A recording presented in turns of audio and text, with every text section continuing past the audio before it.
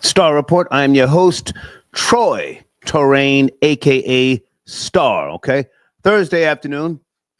I want to talk about Barack Obama, aka Nickel Slick. You've heard me call him that in the past. Was he the greatest grifter in modern times? I've always said, don't hate the player, hate the game. Well, many people have said that, but him in particular, huh? I'm going to play some video footage in particular from his 2011 speech, which I've played before at the Black Caucus, where he tells black folk, shake it off, press on, right? Ooh. I'm going to also be playing some video footage of Michelle Obama's new podcast, which the numbers are already low. I don't think anybody cares. Her and her brother, they're talking. It's kind of like the what was that thing called? The Red Table, It's kind of like that, where they're just sitting there talking and taking questions, yada, yada, yada. I don't think anybody really cares, but I want to see if there's anything that I missed with Michelle Obama, or as some of you like to call her now, Michael. Why are you doing that now? Especially if you voted for her, along with Barack Obama. Were you calling her a man back then? No, you were in support of her. Her brother, Craig Robinson, he's been married twice. Okay, he's got credentials. I've seen him speak before. And in the in the video footage, you can see the strong resemblance between the two of them. I mean, they're brother and sister, but they seem to finish each other's sentences, and there's a genuine respect for each other. Okay, he's Michelle's older brother. But anyway, my question off the top here: did Barack Obama use Michelle Obama for credibility? Now, a wise man once said, if you can't be used, then maybe you're useless. Has she been used up? Or is she now an old shoe? I, like many of you, I've said on record, I don't care for her. I hate to say I dislike someone. I mean, she was our first lady. I never voted for Barack Obama. I voted for everybody but him. But I want to look at this podcast, which, again, came out yesterday. It only has 68,000 views thus far on Michelle Obama's YouTube channel. I want to see if there's something that I missed. Now giving her a chance to speak and speak freely. 860, good afternoon. Please watch the language. Are you there? 860? Yes, sir. I'm here, Star. Hey, man, how are you? I'm all right. How you doing, sir? Good. Did Barack Obama use Michelle for credibility to get to the White House, and then two terms? Well, first of all, I wouldn't call her Michelle. I would call her Michael. Okay. And let me tell you something, Star. Barack Obama was the worst president in history, bro. Besides Biden, I got to say Biden was the worst. I'm sorry, but Barack Obama was the worst, bro. All the black guys wanted Barack Obama, man. It's terrible, man. Like, come on, man. Barack Obama's he's not a good he wasn't a good president. Are you yourself black, sir? So are you black? I'm sorry. What? I'm sorry. What? Are you black? No, I'm an Irishman. Oh. So then why was Irish? Why would you make reference to the black guys? That's not really, or shouldn't be, your concern about what blacks got from him. I mean, they got nothing. They got no tangibles. Whoa. I'm sorry, go ahead. Okay. Well, all due respect, Star. I mean, you got this Rory guy that talks down on the blacks. Like. I mean, am I right or wrong? I mean, you can't tell me about. You can't tell me about. I mean, you got him on your platform all the time. Well, so that he's a friend of mine, but I don't understand what you're saying. Right. So never mind Rory. Never mind Rory. I'm just asking. What business? I'm just going by what you said. With your statement. I'm just going by your statement. You know what I'm saying? You got Rory on the phone talking about, he's a white guy, Irishman. He talks N-word that, N-word this. So I'm just saying, Barack Obama was the worst president ever, man. That's all I gotta say. And he messes with guys. So I mean, sir, you're not going to say that on my platform unless you can prove that. See what you're not. I can prove that. Can you send me the proof, sir? Because there's a guy. I sure can. Sir, let's not. Please, I don't do yelling. Slow down. I don't do yelling. Okay. You're not going to say that on my platform unless you can prove. I've seen the person who you're talking about. No. That's what I'm saying. I'll send it to you. Okay, sir. When I'm speaking, you listen. When you speak, I will listen. Slow down.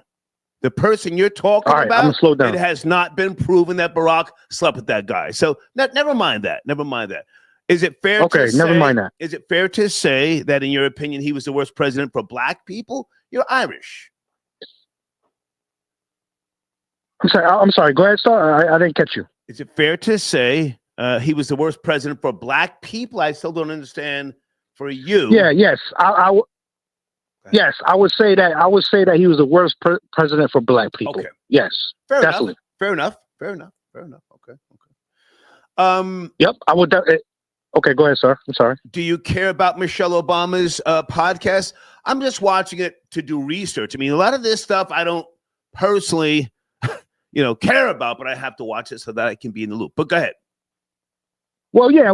How I look at it, I think all these celebrities and rappers and movie stars, politicians is trying to take your place.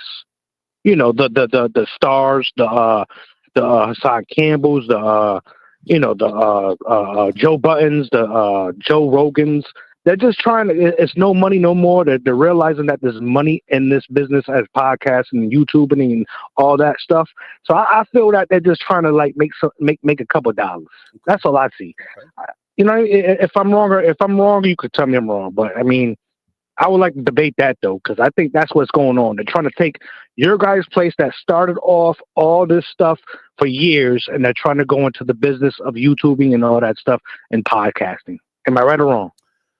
I'm not concerned about anybody else getting on a microphone. I'm that conceited. What I do is very different and unique, and I'm still passionate about this. I have 2 other businesses that have nothing to do with media. But listen, I welcome people to start podcasts and then talk. And I already know that a lot. Yeah, but I already know. Sorry, go ahead, Star. I already know that a lot of them, if not most of them, they're not going to last the test of time. So it doesn't bother me. But okay, so do you want to speak about anything with regards to Trump and tariffs? I do want to discuss that at some point. Okay, yeah. Well, what I would say is Trump is the best president in the world. Okay, he's the best president in the world. He's been the best president. Once he won in 2016, he won. He's the best president in history. Okay, he's the man. He's a G. He's doing all the terrorists and all these people, all this stuff. It's a strategy. You know what I'm saying? It's a strategy. He's seeing what's going on. Okay. He don't even have to be doing the terrorists. He's just putting the terrorists to see what he can do in the future and see how they respond. And it is what it is, man. And they've been taking a lot of stuff from us for decades. Yeah. So he wants to get some money back. I appreciate the call, man. Thank you. I'm all for terrorists. Okay. So am I. I appreciate the call. Thank you, man. Thank you. All right. Yes, no problem. Okay. All right, guys, hold on a second. Let me make sure I get some people on the line here. Folks, thank you for your patience. Good afternoon. Area code 551. Are you there? Hey, yo, Star, what's up, man? Sean G, Podcast with Soul, man. Sean, how are you, man? What's cracking? What's shaking? Good to hear from you. I'm doing good. I'm doing good, man. I just wanted to call and let everybody know, man, I'm back on the Cuffy Big Meat situation, dealing with Keith Croman, that whole case all this week, man. Okay. Did you take some time off? You took a little time off or what? I took about 6 days off. I went down to Tampa and was chilling out down there and just got back to Jersey. Nice. But I just wanted to, if you could shout out to your subscribers, man, just let them know I'm back on the case with the Meach case and the Cuffy case. Well, listen, you go ahead and promote. I've never done a shout out in my life, but you go ahead and promote. All right. Yo, everybody, man, Podcast with Soul. Right. I'm covering the Big Meech Cuppy situation all this week. Got Keith Chroma on the stand, the St. Louis DE agents on the stand. Okay. And you know, we knee deep in it, man. And I appreciate you, sir. Now, hang on, before you go, I forgot your cat's name. Luna. Has Luna been getting some shine since you and I spoke last? Yeah. Luna, okay. she does her thing, man. Hey, I'm an animal lover, man, and I've seen a couple of other podcasters, cats running all over across the goddamn keyboard. Let the cat shine, man. Let the cat shine, all right? All right, my man. Appreciate you, stuff. Yes, sir. Thank you, Sean. Salute. Right, salute. Okay. Yep. Sean G. Out of Jersey, the podcast with soul. He does very in-depth research, and I salute that man. Yes, sir. Gene Richmond, aka Number 9. You voted for Barack and Michelle Obama, 2011. Yes. It was actually in 2007, going into 2008. Right. But I did in the first administration of Barack Hussein Obama. I did. That is no secret. Yeah, I did at the time. Okay. And we're talking the better part of over 15 years ago. So, you know, things have changed. Political ideas have changed. Views have changed, and the establishment has changed. So I've become a little bit more aware in regards to political standings. Well, I don't say that to try and clown you. I like for people to know that you have changed, you have evolved, and I take your words very, very serious with regards to politics. So did you see any of the new Michelle Obama and her brother Craig Robinson, the podcast? You watch any of it? Not that you had to, just asking. No, I didn't, but I did catch the snippets that she played. Yeah.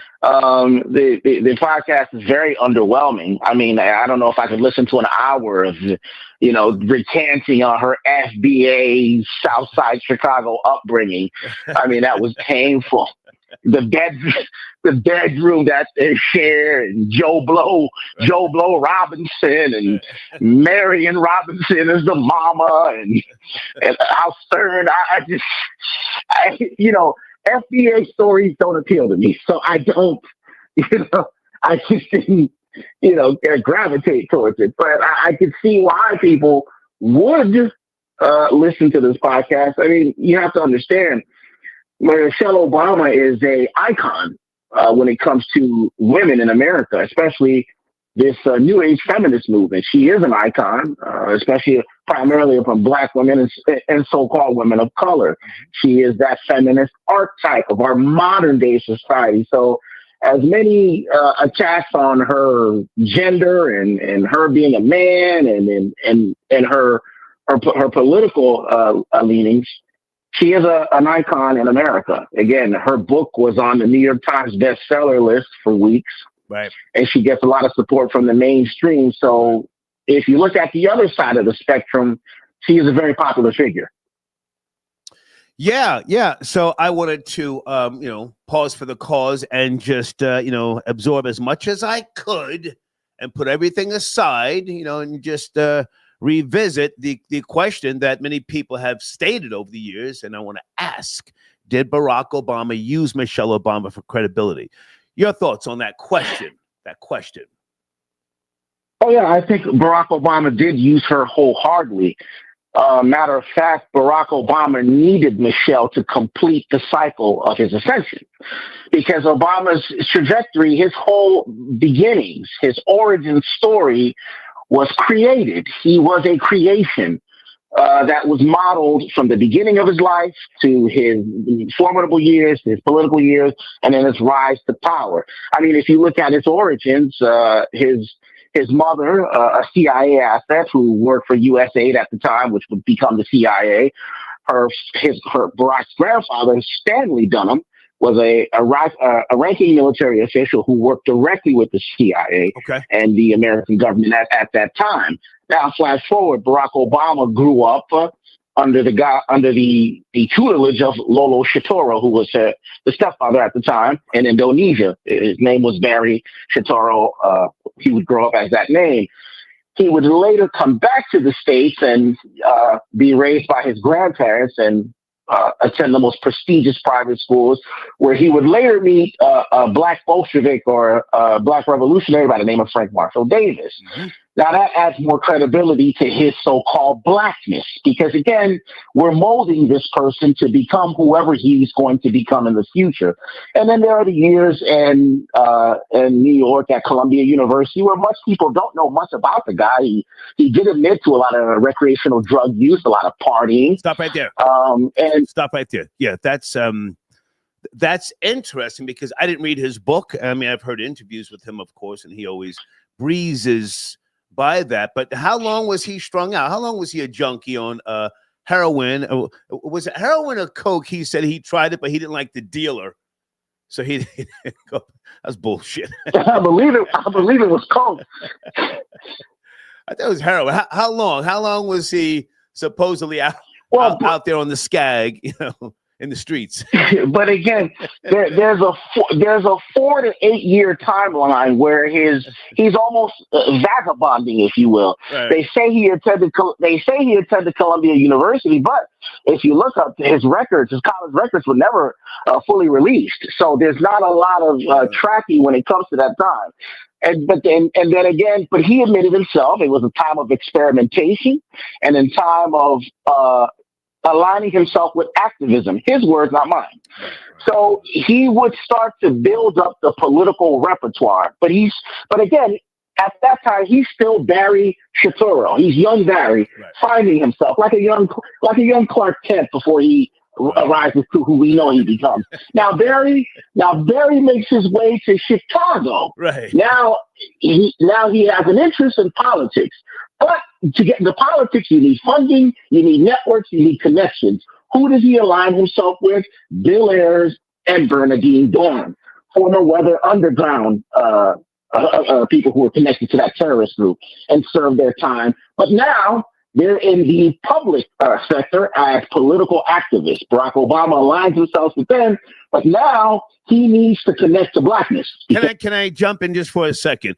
At what point did he connect with Reverend Wright? Remember Reverend Wright? What was the name of that church? I'm getting there. Yeah, okay. I'm getting there. I'm giving you the timeline. I'm getting there. Take your time.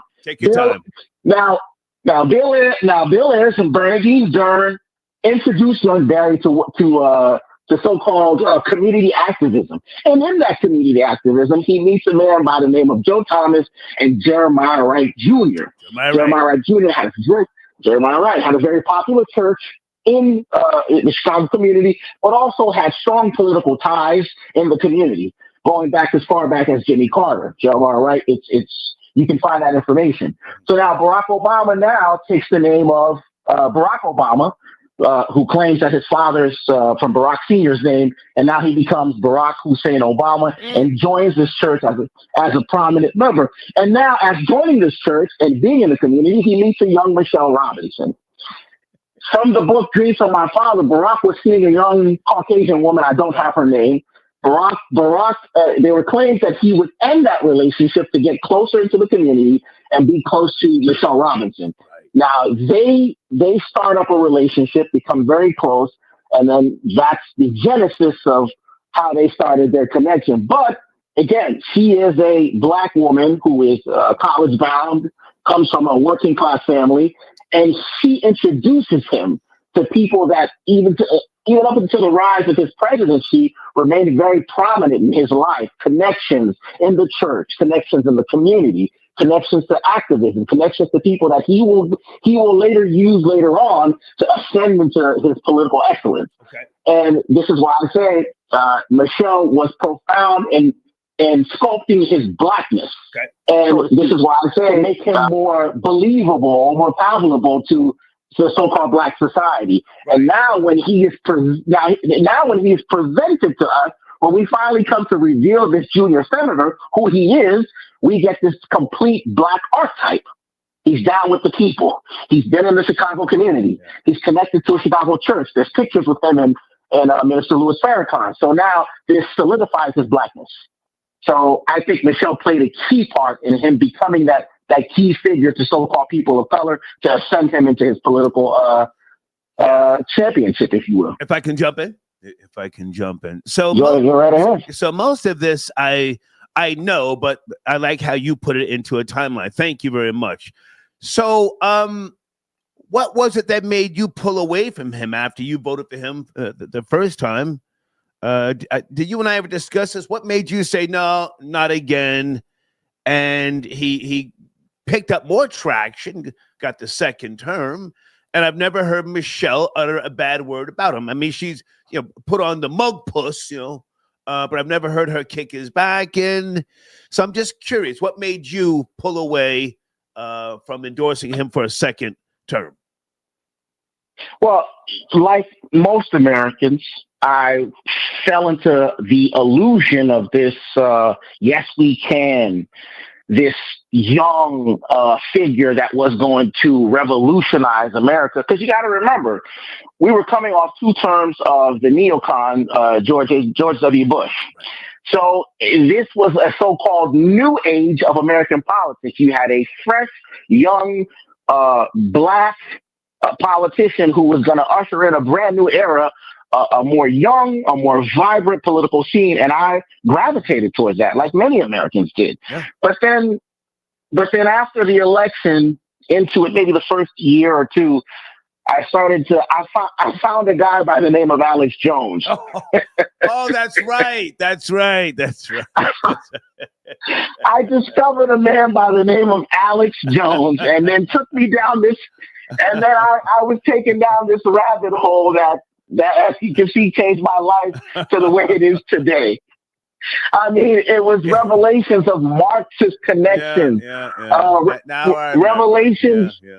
Yeah, of course. So I had to sway away from this so-called universalist utopia that Obama was trying to create, and then see the man for who he really was and what he was actually bringing to America, this socialist, this big government, this divisive America, which he said he was going to unite. Global economy. That was his agenda. Correct. Global economy. Correct. Globalism. Yeah. The term globalism was coined under his presidency. Yeah, we are globalism. We are still being stuck up by people from other countries that we have to deal with, and then we're still getting hacked, our bank accounts and all sorts of shit. Well, hey man, thank you for the full breakdown. So I'm been playing parts of her podcast. I don't know if I'm going to keep this episode up or not, but I wanted to take the time, try and be fair. There's another thing coming out, I guess, with regards to, or they have some guests lined up. I won't be back. I just want to see if I misjudged her. You want to discuss President Trump? Hold on a second. I've got videos that I want to play with regards to the Canadian Prime Minister and other people. Well, actually, he's out this Friday. Yes, the Canadian Prime Minister Trudeau. Is this correct? Friday? Okay. Anything with regards to the tariffs against the EU? It was crazy last 24 hours. Any thoughts? Well, the tariff has been the biggest talking point over the last 2 weeks.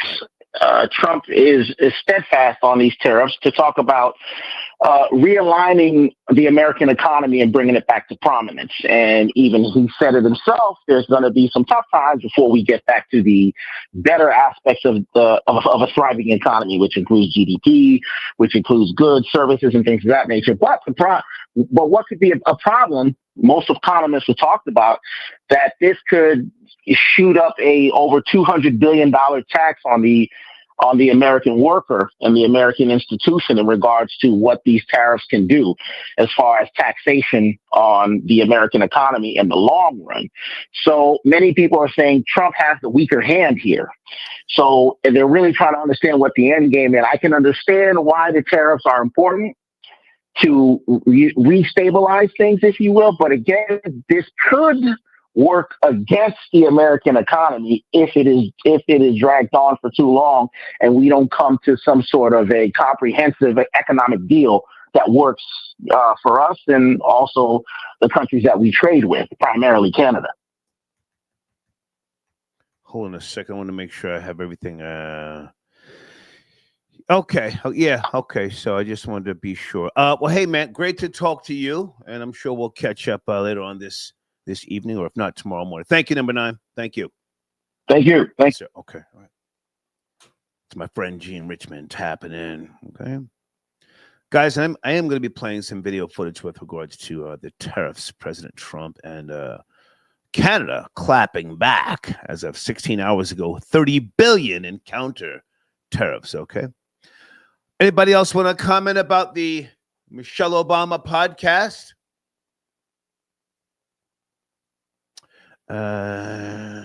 Okay. Hey, Candy. Star supports kids not getting free lunch. I don't have any kids. Wait a second. Area code 908. Good evening. Please watch the language. Are you there? 908. How you doing, Star? Good. How are you, sir? How you doing? Good. Good. I just want to make a comment on if Obama needed Michelle. Did he use her? Did he use her, sir? It's very specific. User. Yeah. When you look at like different people like Malcolm X and Mr. Farrakhan, haven't they all like married like a darker woman? Like, it doesn't that work when you're trying to like I guess kind of like win the black race if you're a light skinned guy? I would say, yeah. Right? Yeah. Yeah, I always thought that. But that's it. No, stay with me. Stay with me. So why couldn't people see the grift coming? Are you a black man? Who are you, sir? Yeah, black man. Yeah. Okay. How old are you? Man. How old are you? 32. Okay. With all due respect, how did you not see the grift coming? 2 terms.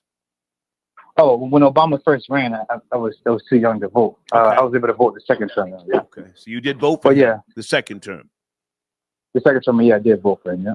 Okay. Are you proud of your vote? I mean, don't follow my leader. Say what you think. I want to hear you say. You proud that you voted for Obama?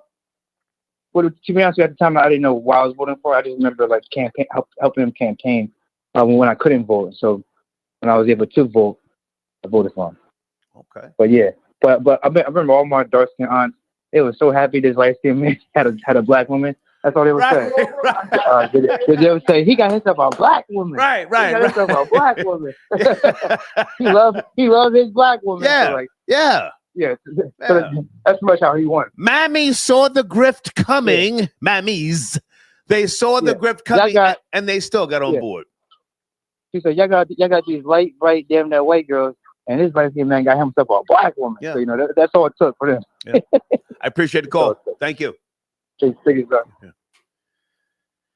How did people not see the grift? First time I heard him talking, I said, damn, this nigga's laying it down really thick.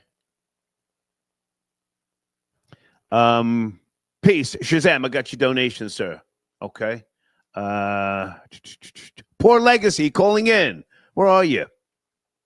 Area code 704, Poor Legacy. Good evening. Good evening. What's going on? What's going on, Star? How you doing? Good afternoon, man. Good to hear from you. Where do you want to start? So you can hear me? What's cracking with the group? The new music? Oh, yeah, man. We're doing pretty good with it. Duet is out. The name of the song is called Duet. It's a 4-track single. It's everywhere on YouTube, Spotify. It comes with the instrumental, the acapella, the ad-lib track, and of course the single too. So that's out. We're working on the album right now, trying to get that finished. Okay. But everything is pretty good. Everything is going well. We just, we're still basically trying to push it and using a few platforms and stuff to get it out. And so we doing pretty good with it. Send me a link when you get time to the. Is it on YouTube? Yeah, it's on YouTube. I think Amy. I did email you or Amy the link sometime this week. Can you send it again? And I'll look for it this time. I mean, sometimes I get a little backed up. Okay. Send it again. I'll get you. Okay, I'll do that. I'll get you in the community section. I appreciate you. Any thoughts on did Barack Obama use Michelle for credibility? Just a little research. Oh, of course, the half-grafted man used Michelle. I mean, I would definitely say that. I mean, Number 9 hammered the nail straight to the point when he was talking about the different things. You know, you know what I mean? To me, I truly believe that Frank Davis Marshall is his father. I mean, he looks just like him, you know. And he talked about him a lot in that book. I never read the book, but just briefly, you could see that he mentioned him a lot, and he did say, "Oh, he's my mentor." His grandparents did bring him in as a mentor. Yeah. Well, so I really do believe that. I mean, he's all over the place. I mean, we don't know where he came from. A lot of the activists in Chicago was saying he just popped out of nowhere. So I really do believe that. I don't mean to cut you short. No, I know where he came from. I mean, Number 9 gave a great timeline, but I knew just who he was, and I did my research, and I said, nah, I can't vote for him. I can't get caught up in the can't get caught up in the hype, and all hype it was. Do you remember the first inauguration? Whoo! And even before that, I used to listen to I don't know if you remember Pastor James Manning. He used to go. I mean, he was the only one going hard out of Harlem. Yes, but now hold on a second. I mean, the first inauguration in particular, was that Patti LaBelle or Aretha? Who had on the hat to match with the guy there? It wasn't Mink. It was the shearling. What was that they were wearing? I can't remember, but I know Jesse Jackson was shedding a tear in the audience. So I mean, he was crying, you know what crying, tears. Yeah, he was crying. Yeah, he was. Yeah, he was puffing and crying and everything. He was probably thinking, "Hey, that should have been me up there." Because I mean, just remember, he was on a hot mic saying he wanted to cut his balls off. Pause. Right. You know what I mean? Right. You know what I mean? So you probably had an issue with him, or he just probably like, that should have been me. You know, maybe before they found the old kids that he had back in the day. Yeah. But I really do believe that he did. I mean, her show, I didn't watch it, but the numbers, I mean, just yesterday it was like, what, 14,000? So that's nothing. I mean, compared to a first lady who was really out there for children, with the school system, and that was nothing. You would have think everybody would have been all over it, especially, having so many so-called Democrats, registered Democrats, 34 million in this country, and nobody tuned in, you know what I mean? So, I mean, it's the same kind of energy they gave Joy Reid, and everybody complaining. Yeah. So I mean, if you don't tune in to watch it, it's time for her to go, man. Yeah. But I appreciate the call. Make sure you send me that new link, man. Thank you so much. Oh, definitely. As always, man. Thank you, man. Take care. Yes, sir. Okay. All right. Guys, who was that at the first inauguration? Was it Patti LaBelle or Aretha Franklin? Who had on the chinchilla? That coat must have cost 40 racks with the hat to match. Wait a minute. There you are, calling to kick some knowledge. Dana with the data. Hey, girl. Hey, can you hear me? Loud and clear. Take your time. What's going on? Hey, no, I just want to call in briefly and put my 2 cents in it. So Aretha Franklin did sing at his inauguration. She didn't have on a fur, but she did have on a big hat and, a very, let's just say, expensive coat. But she had on the fur when she was singing for the Obamas during the Kennedy honors ceremony.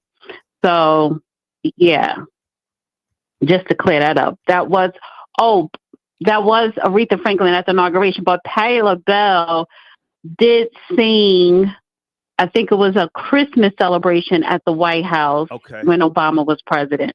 Hold on. So it wasn't at the inauguration. Hold on a second. Yeah, okay. You're right. I'm looking at Aretha. She didn't have on the chinchilla, but somebody in that audience had on the chinchilla with the hat to match. I remember specifically. Black folk were flying jiggy. But can I ask you to answer that question before I forget? Did Barack Obama use Michelle Obama for credibility? Dana. Yes, he did. And and rightfully so. There's nothing wrong with that. There's nothing wrong with being used, especially in that situation, as long as you're not misusing somebody. I don't have a problem being used. Use me, but don't misuse me. And he had to use her because he had to drape himself and get credibility and pass himself off as being FBA. And when he, actually he never lied. But if you read the first book, go ahead. No. He called himself a black man. But if people read the first book, which a lot of people, especially black people, did not, he stated that his father was African and his mother was white. But we wasn't on that FBA stuff back then. Right. Well, listen, Dr. Claude Anderson and Dr. Frances Cress Wilson, they were out there putting it down, but folk weren't paying attention. But go ahead. Right. So he had to use her, and it worked. She gave him that image of a family man, working class, Chicago, can't get no blacker than that, the city of Chicago. Speak about it. But she was used, and I don't think he misused her. Now, because I asked the question, where would she have been without him? And we briefly talked about this. And she probably would have been like a feminist leader or something like that. But she wouldn't have the credibility or the lifestyle or the connections that she has now. Can I jump in? Can I jump in? Yes. Number 9's taking shots at you on screen. He sent it a donation. Of course he is, because he's still in his feelings. the tether. Yeah, the tether again, calling in again, talking on black issues. Right. Okay. But hang on a second. Throwing another tether under the bus. Right. So let me ask then, if he did use her and she was willing to be used, was she down with the grift? I'm saying he's one of your greatest grifters. I'm saying that. Black folk got no tangibles. And at first you had Tavis Smiley was against him. Tavis Smiley came on my show going in on Barack. Mm-hmm. No, I'm sorry. Barack Obama was around there. But Tavis Smiley came on my show. I forget what year that was, before Barack Obama. So I met him.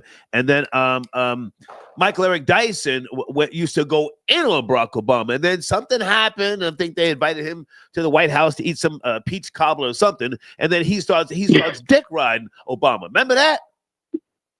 Yes. It's crazy. Well, she was part of the grift because she didn't do anything for black women when she was in the White House either. And Miss Thing, she was too scared to wear braids, and she came out and said it. Ooh. So she was not right. So it was all about the optics. That's it. And both of them, they're the greatest grifters, and she's still grifting. I think this is her second podcast. So, now she got her brother coming in, and honestly, hey, Craig. Hey, girl. I'm sorry, I had to say that part. Right. It's really to push back against a lot of the narrative that is picking up on the internet about her, quote unquote, being a man or what have you. So yeah, she's just trying to save face, and the divorce rumors, they're trying to save face with that. So they're still grifting and living lovely. And so yeah, but this is the question though I would just throw out there to ask her, because she's complaining about she didn't want it, but where you at now, would you do it all over again? Would you accept the offer of being his wife and running for president to be first lady? And I think she would. She doesn't regret anything. Right. Who doesn't want to be first lady? Right. Okay. So all that complaining and I didn't want to do it, that's all lies. I don't believe her. Okay.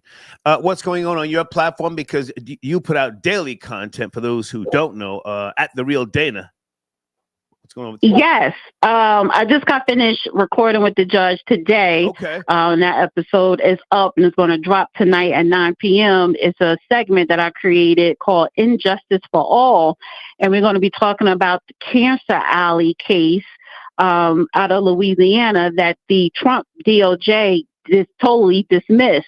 Mm-hmm. So we're going to be talking about that. And of course, I have my Dana with the Data podcast. I go live Monday, Wednesdays, and sometimes Fridays.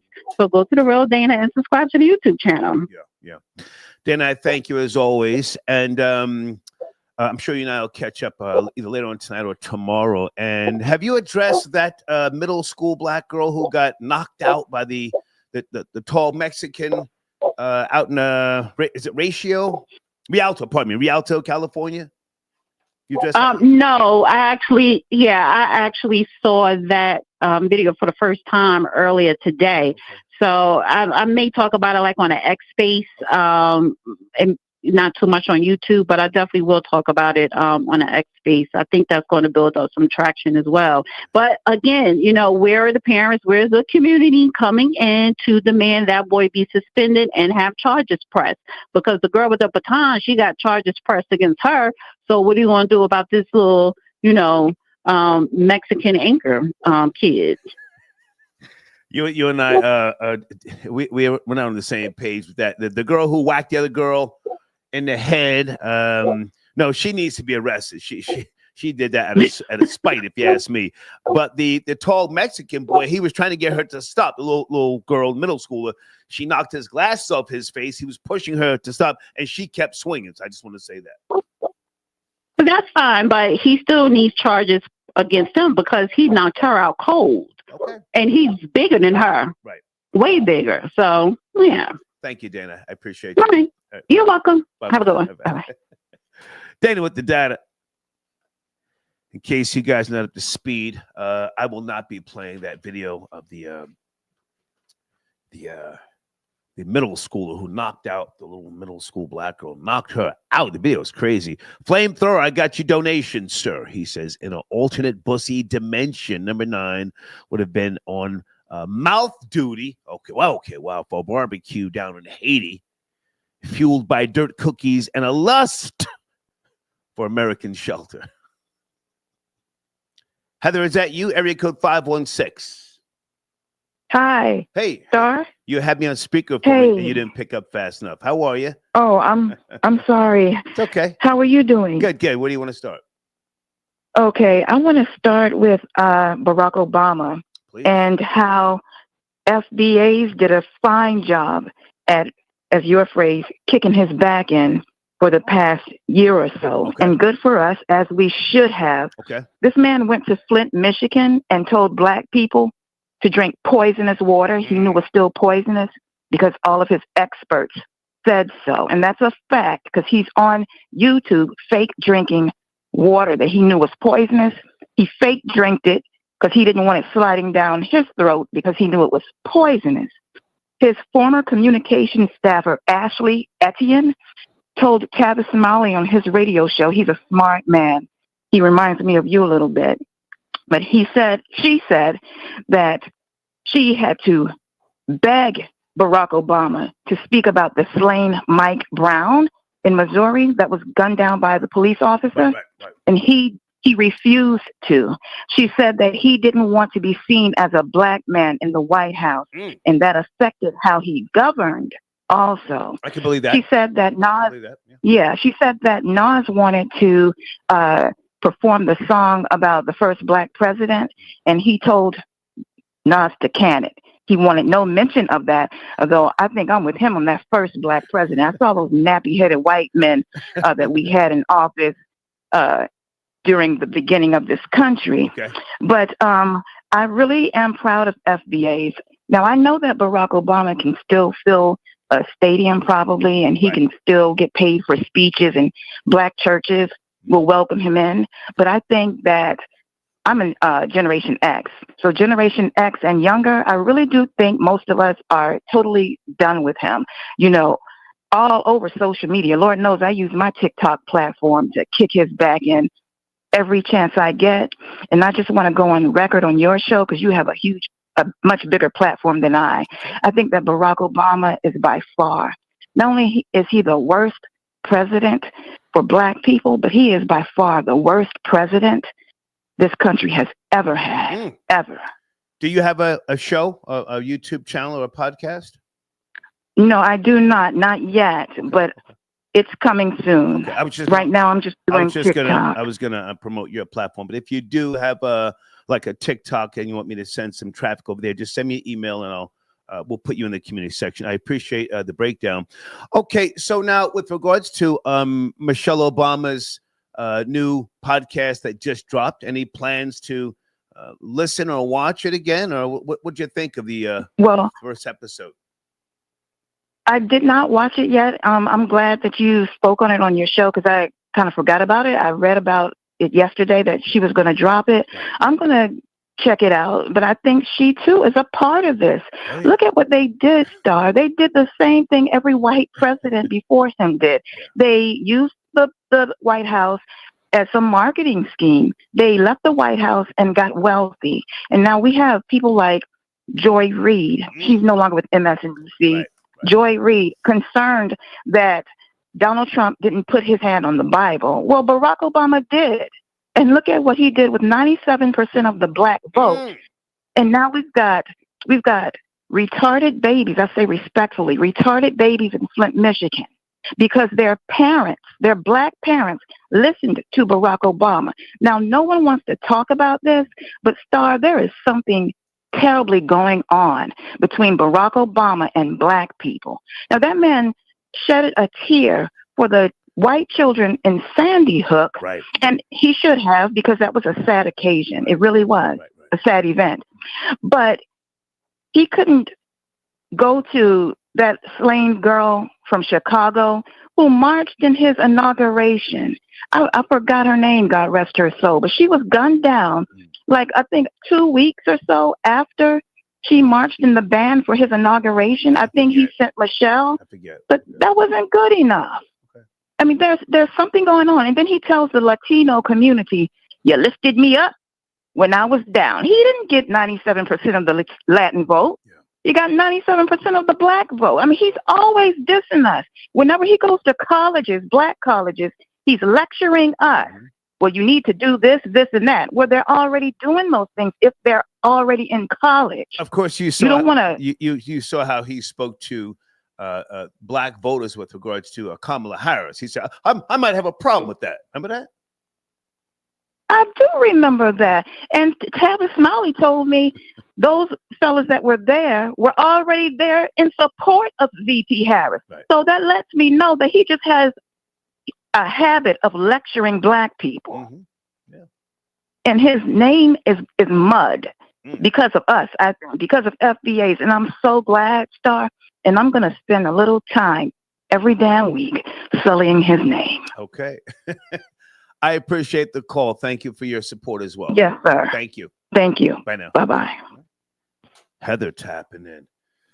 Guys, thank you for your emails. I'm going to try and get to some of them, and I'm not going to take a break just yet. I want to continue talking about the Michelle Obama podcast that just dropped with her brother, Craig. Okay. And someone sent me a donation that has nothing to do with our discussion here. Is it Robert? It looks like it's pronounced Robert, but it's a different spelling. Aaron the plumber wants to fade with whack 100. I know nothing about that, sir. Troll babies. Aaron the plumber, is he requesting a fade from whack 100?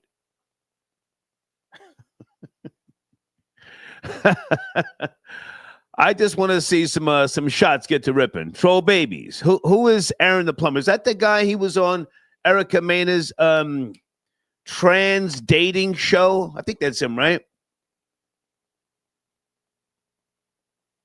Is he requesting a fade from whack 100? Will whack 100 give him the fade? I don't know. I think this is a call from overseas. Hey there, good evening. How are you? Talking about Michelle Obama and Barack Obama. Are you there? From overseas. Hey, Star, how you doing? I'm calling long distance from Germany. Hey, man, how are you? It's cracking. I'm doing great. Hey, I just wanted to make a note. Did you guys know?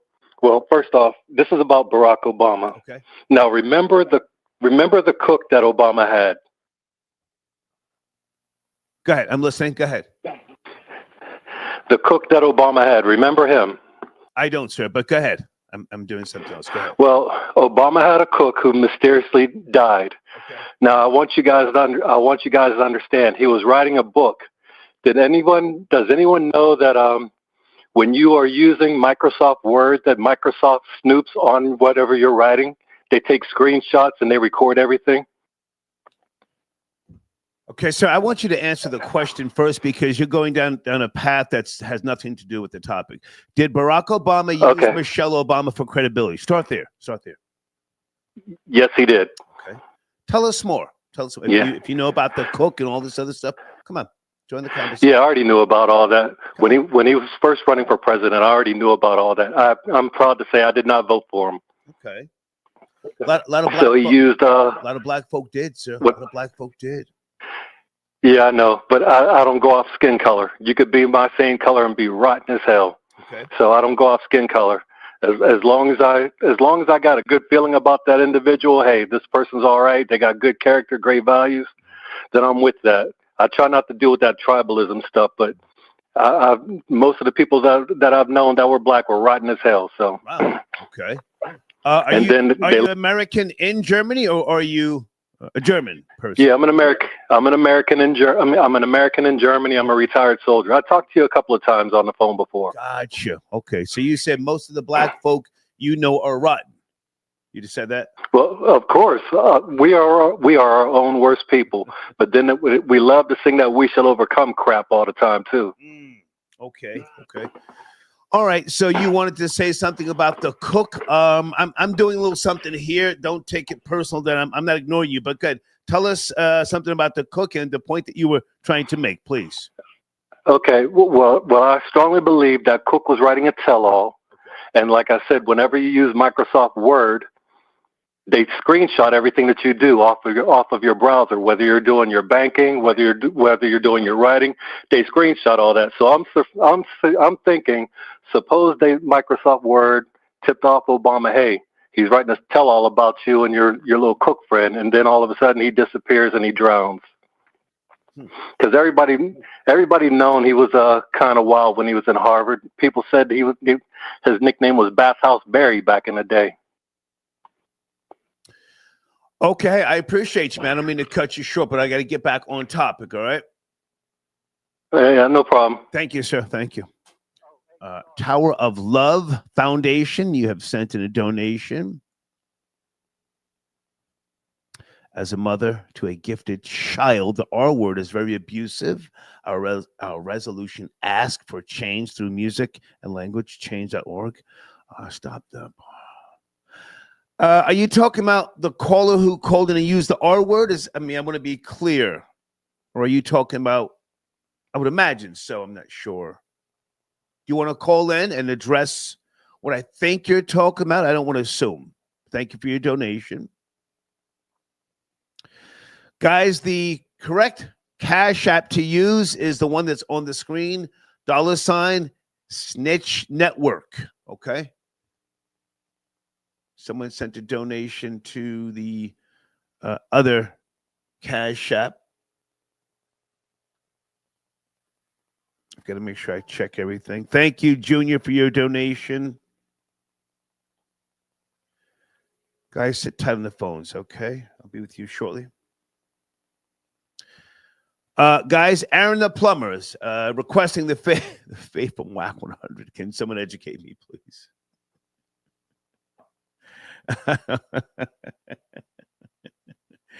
And grand finale, guys, on YouTube. Grand finale, are you out there, sir? Do you have a brand new banner or a track, something to promote your page? If not, let me know. We'll make a new banner for you. Let me know. Grand finale. Area code 510. Please watch the language. 510. Good evening. Hi, this is the Tower of Love Foundation. Hey there. How are you?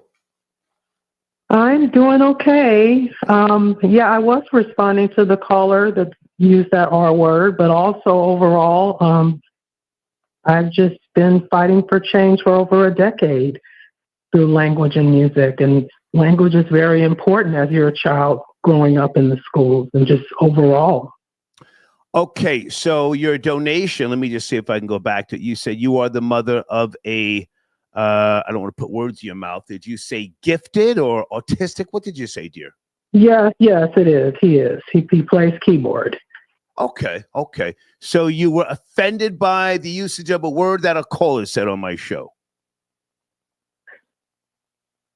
I think it's offensive overall for our youth to have to hear that type of language, coming up in school and just trying to just, grow as an adult, and just have to hear any kind of language, whether it's the R word, the B word, the N word. I think it's all offensive.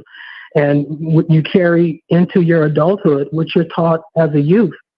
And I'm a lyricist as well. I never had to use the N or B word in any of my lyrics. So we're fighting for change through music and language.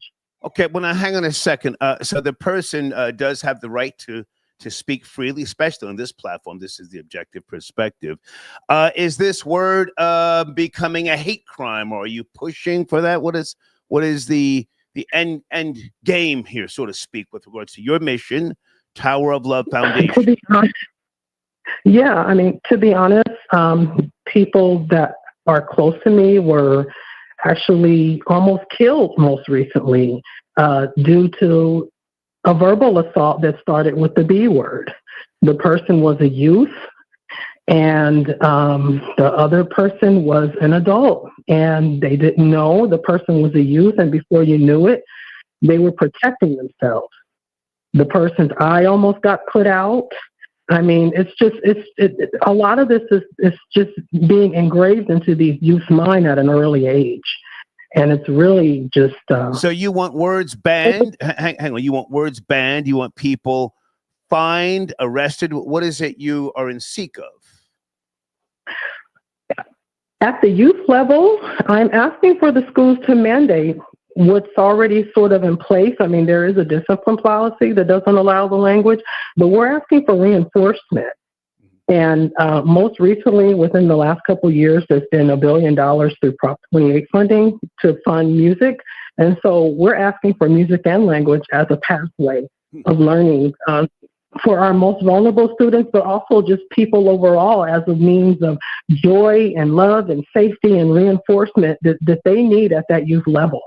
I mean, like I said, I'm letting you speak. Hang on a second. I don't necessarily agree with you, and I won't have anybody ever tell me what I can and can't say. Let's be clear. I'm letting you speak, but please don't get it twisted.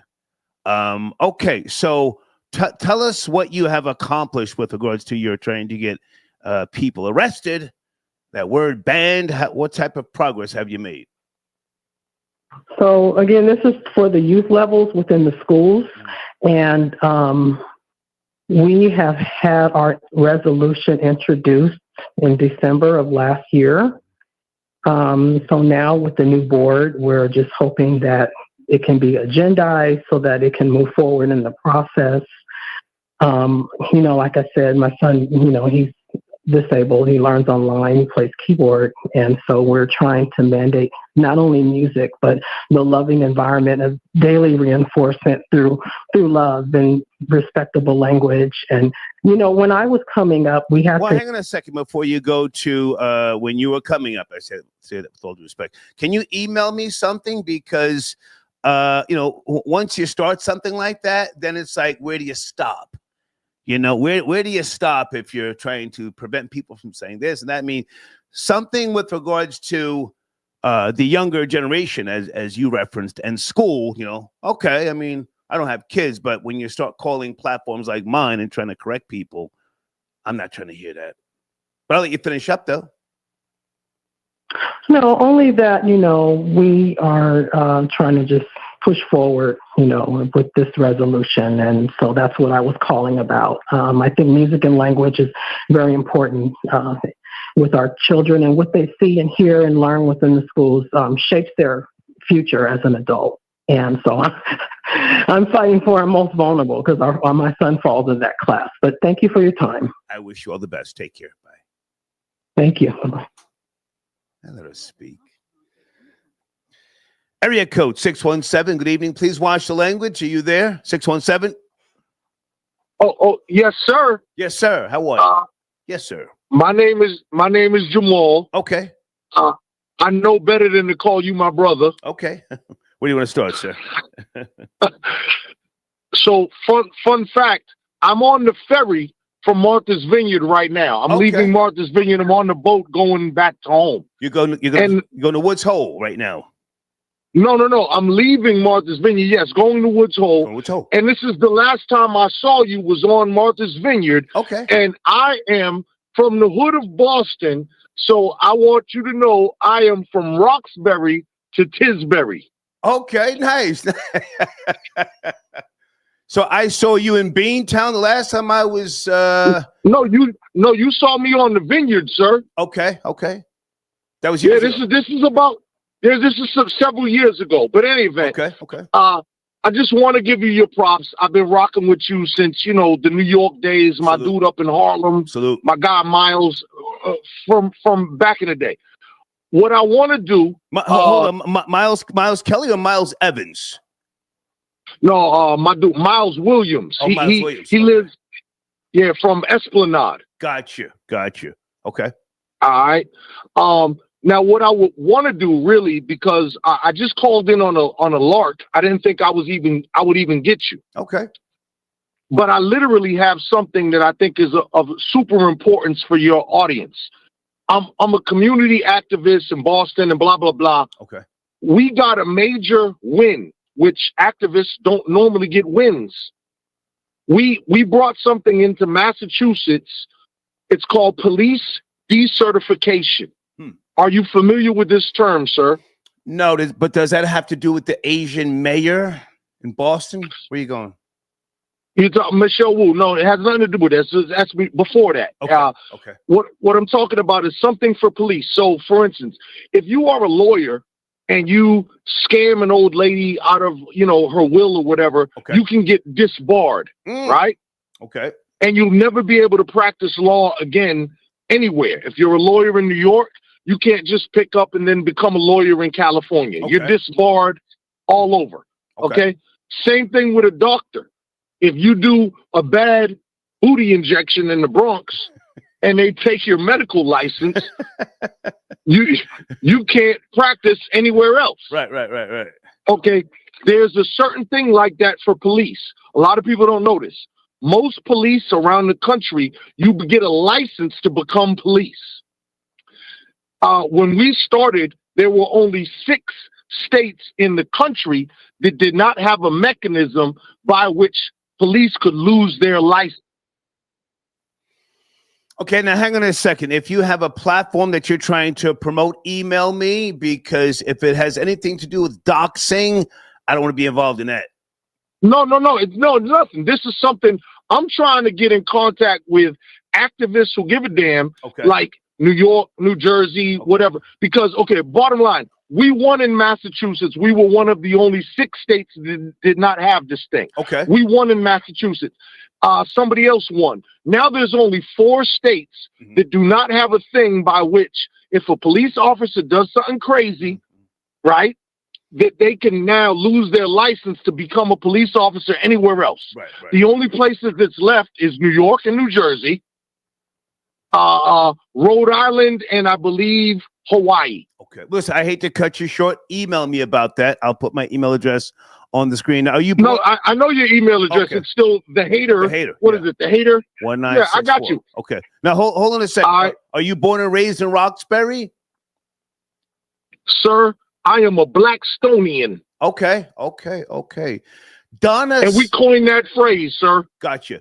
Donna Summer. And the next time you hold on one second. Hold on. Donna Summer. Was she from Roxbury? I forget.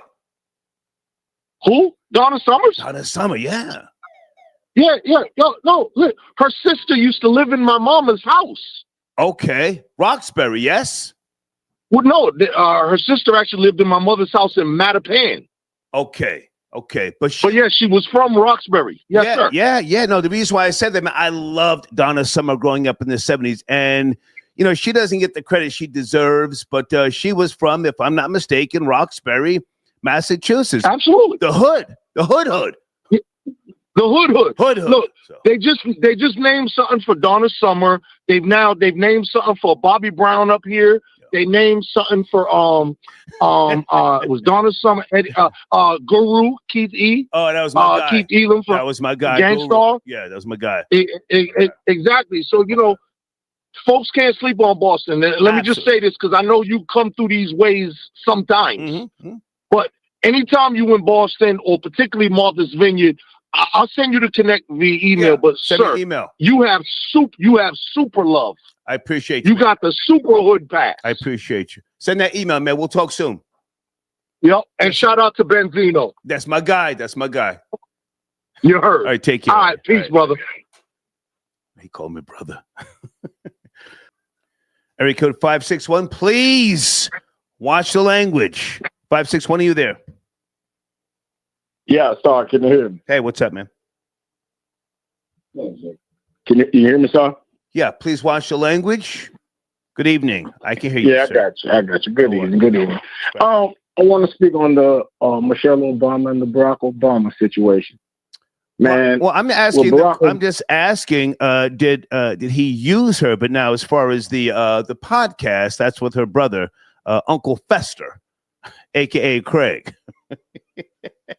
Man, Star, that is beyond boring. That is one of the most boringest things I've ever watched. But I'm gonna tell you, it might work though, because I got a little sister, and she talked to me all the time. Supposedly, this is what Black women like. This is like prime for them to have like a gay best friend. Mm-hmm. So it might work for them. So that's what I hear.